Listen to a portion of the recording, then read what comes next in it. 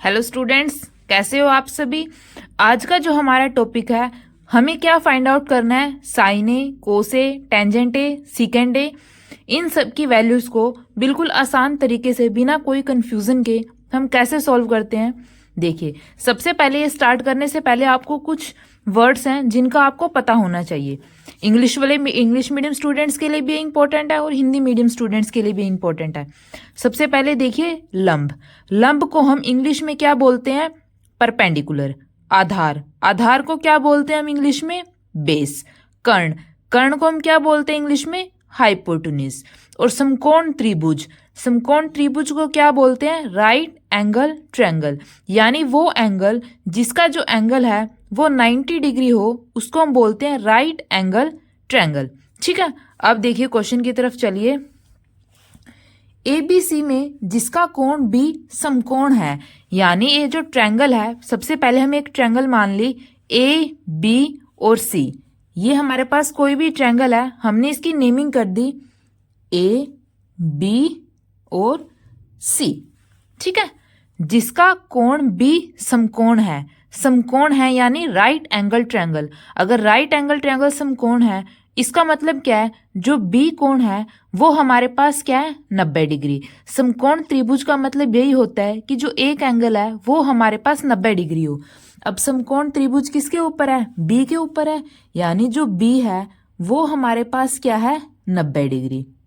ठीक है, आगे देखिए, ए बी की लेंथ है वो क्या है? 6 सेंटीमीटर। ये हमारे पास ए बी है, ए बी की लेंथ हमारे पास क्या है? 6 सेंटीमीटर। आगे देखिए BC, BC की लेंथ हमारे पास क्या गिवन है? 8 सेंटीमीटर। ये हमारे पास क्या है? BC, BC की लेंथ 8 सेंटीमीटर। अब AC, AC हमारे पास क्या गिवन है? 10 सेंटीमीटर। हमें इन सब की वैल्यू ज्ञात करनी है, साइने, कोसे, टेंजेंटे, सीकेंटे। ठीक है, क्वेश्चन में 4 वैल्यू पूछी है, हम 6 की 6 वैल्यू निकालेंगे यहाँ पे। अब सबसे पहले देखिए AB, BC और AC, ये हमारे पास क्या एक समकोण त्रिभुज है। अब देखिए स्टूडेंट्स, अब हमें क्या निकालना है? जो ये सारी वैल्यूज गिवन है, हमें इनकी वैल्यू फाइंड आउट करनी है।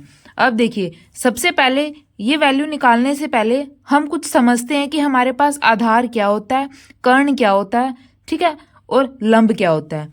जो ये नीचे होता है, जिसके ऊपर ये पूरी ट्रायंगल बनी हुई होती है, इसको हम क्या बोलते हैं? इस ट्रायंगल का आधार है। ठीक है, यानी इस ट्रायंगल का बेस है।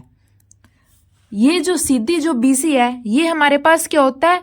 लंब, यानी परपेंडिकुलर। ये हमारे पास क्या होता है? लंब। और जो ये सबसे बड़ी साइड होती है, इसको हम बोलते हैं कर्ण। क्या होता है? कर्ण। जो कर्ण है वो हमेशा आधार से और लंब से, दोनों से हमारे पास क्या होती है? बड़ी होती है। कभी भी जो कर्ण है वो लंब और आधार से छोटी नहीं होगी। अब देखिए, जो कर्ण है वो हमेशा सबसे बड़ी होती है, तो वो हमारे पास क्या होती है? फिक्स। लेकिन जो आधार है और कर्ण है, आपस में हमारे पास क्या रहते हैं? बदलते रहते हैं। यानी अगर हम अभी इस ट्रायंगल को अगर हम रोटेट कर दें, अगर हम इसको ऐसे रोटेट कर दें ट्रायंगल को, तो अब ये हमारे पास क्या बन जाएगा? आधार। और ये हमारे पास क्या बन जाएगा? लंब। लेकिन कर्ण तो हमारे पास सेम रहेगा। इसीलिए जो आधार है और जो लंब है वो आपस में बदलते रहते हैं, लेकिन जो कर्ण है वो हमारे पास फिक्स रहती है। ठीक है, ये आपको क्लियर हो गया? अगर कुछ डाउट हो तो कमेंट सेक्शन में जरूर बताइएगा बच्चा। अब देखिए साइन A, जो भी हमसे एंगल पूछा है, यहाँ पे एंगल क्या पूछा है? A, यहाँ पे भी A। जो भी एंगल हमसे पूछा है, जैसे हमारे पास यहाँ पे क्या है? Angle A। इस एंगल के जो सामने वाली साइड होती है वो हमेशा क्या होती है? लंब होती है। सामने वाली जो साइड होती है इसके, वो हमारे पास क्या होती है? लंब। और उसके साथ वाली साइड हमारे पास क्या होती है? आधार। अब देखिए, जैसे अगर हमारे पास किसी क्वेश्चन, नेक्स्ट क्वेश्चन में देखिए, अगर हमसे C एंगल पूछ लिया, तो C के सामने वाली तब AB हमारे पास क्या हो जाएगी? उसका लंब हो जाएगा और BC आधार बन जाएगा। लेकिन अब यहाँ पे पूछा क्या है? साइन A, यानी A एंगल, जो भी एंगल पूछा है उसके जो सामने वाली साइड होती है वो हमारे पास क्या होगी? लंब। और जिसके साथ वो एंगल बना रहा है वो हमारे पास क्या होगा? आधार। ठीक है, सिर्फ यही समझना, आप किसी भी एंगल की वैल्यू निकाल सकते हैं। फिर अब देखिए साइन ए, साइन ए हमारे पास क्या होता है, लंब बटे कर्ण। ठीक है, अब एंगल हमारे पास क्या है, ए के अपोजिट, इसके अपोजिट क्या है हमारे पास, लंब। लंब की वैल्यू क्या गिवन है, 8 सेंटीमीटर बटे कर्ण, कर्ण हमारे पास क्या है, 10 सेंटीमीटर। तो साइन ए की वैल्यू हमारे पास क्या हो जाएगी, 8 बटे 10। ठीक है, दोबारा देखिए, लंब बटे कर्ण, ए के अपोजिट क्या होता है, लंब होता है। लंब हमारे पास क्या है, 8, और सबसे बड़ी क्या होती है, कर्ण। कर्ण हमारे पास क्या है, 10, तो 8 बटे 10। ठीक है, अगला देखिए कोस, कोस ए। अब एंगल हमारे पास ए है तो फिगर हमारे पास सेम रहेगी, आधार बटे कर्ण। आधार हमारे पास क्या है, ए बी, यानी 6 सेंटीमीटर। तो आधार हमारे पास क्या है, 6 बटे कर्ण। कर्ण हमारे पास क्या है, 10, तो 6 बटे 10। आप इनको कैंसिल करके भी लिख सकते हैं, जैसे यहाँ पे 4 बटे 5, 3 बटे 5। ठीक है, अब देखिए टेंजेंट ए, एंगल क्या है हमारे पास, ए है, यानी आधार बटे लंब बटे आधार। लंब हमारे पास क्या है, 8, और आधार हमारे पास क्या है, 6।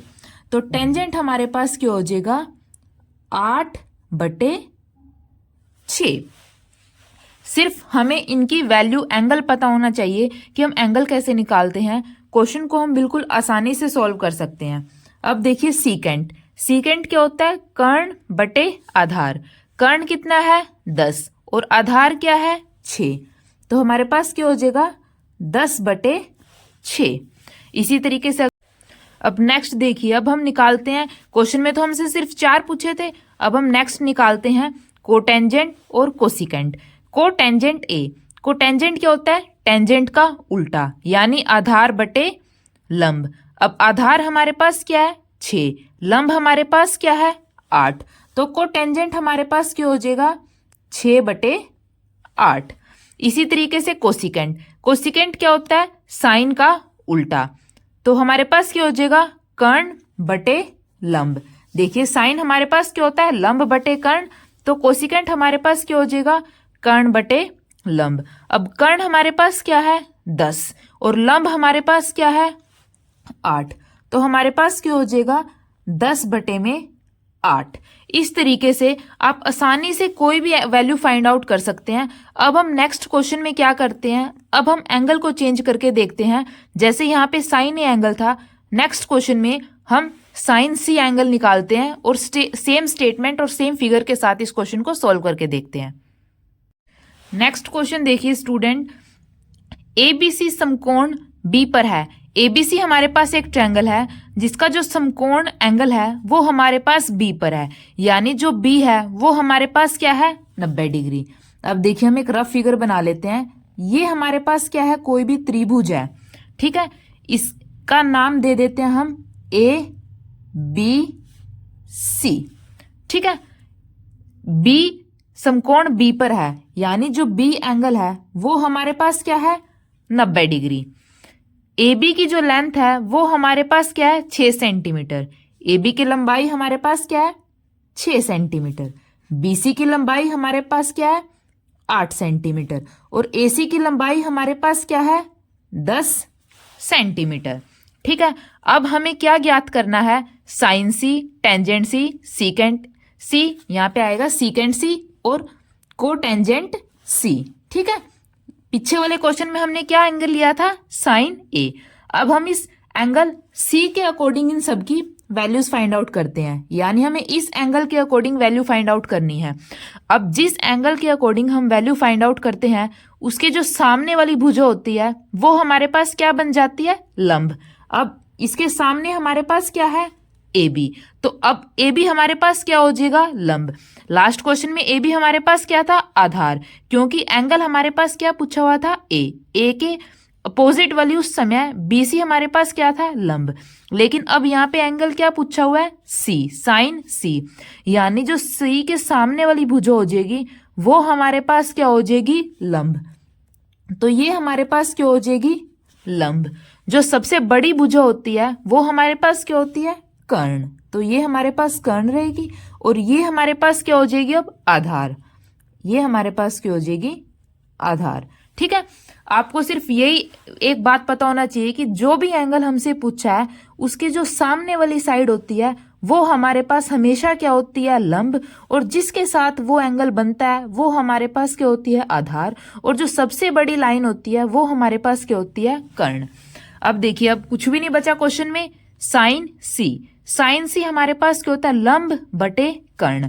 अब देखिए सी के अपोजिट, सी के जो बिल्कुल सामने है वो हमारे पास क्या है लंब, लंब हमारे पास क्या है 6 यानी 6, कर्ण हमारे पास क्या है सबसे बड़ी साइड यानी 10, तो 6 बटे 10।